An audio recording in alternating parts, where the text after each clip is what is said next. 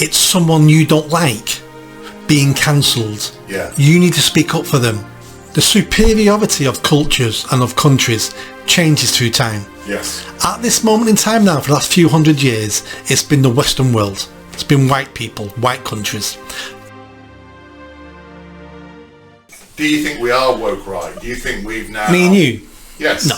And these conversations? No. I mean, I'd like to think so. He raises a good concept, because this is something I've mentioned once or twice over the last couple of years and criticised people for. And I've criticised people for using the tools of the woke.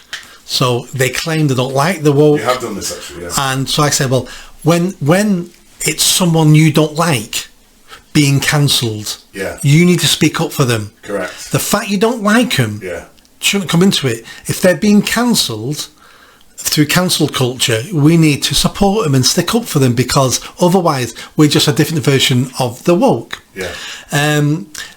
I've criticised people for falling into identity politics, and a good example would be when Kemi Badenoch got elected as the Tory leader.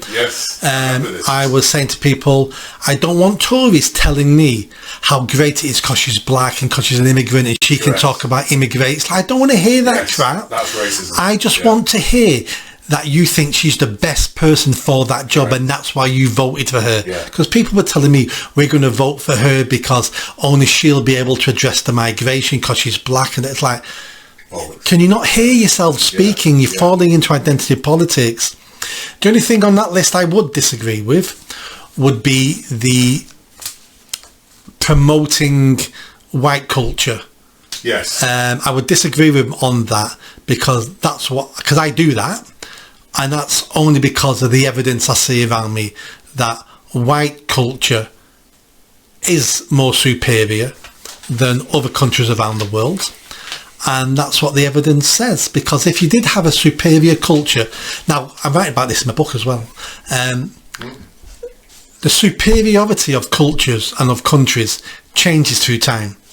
At this moment in time now, for the last few hundred years, it's been the Western world. It's been white people, white countries.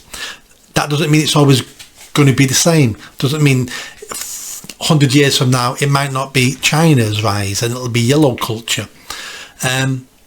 But at this moment in time, all the indicators say that white culture is the best. You look at the flow of migration around the world. Black and brown people and yellow people are all flowing towards white countries and white-run countries. Last 200-300 years, where have all the medicine inventions come from? All technology. You're covering this in your new book. Yes. Who invented the modern world? Law and order, democracy.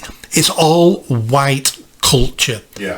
So therefore, I've come to the conclusion that white culture is best at this moment in time. And has been for quite a long time, actually. 300 years, No, I think the evidence speaks for itself. Yeah, of course it does. And when they try and give examples of other cultures doing particularly well, there isn't much to see, is there? There isn't.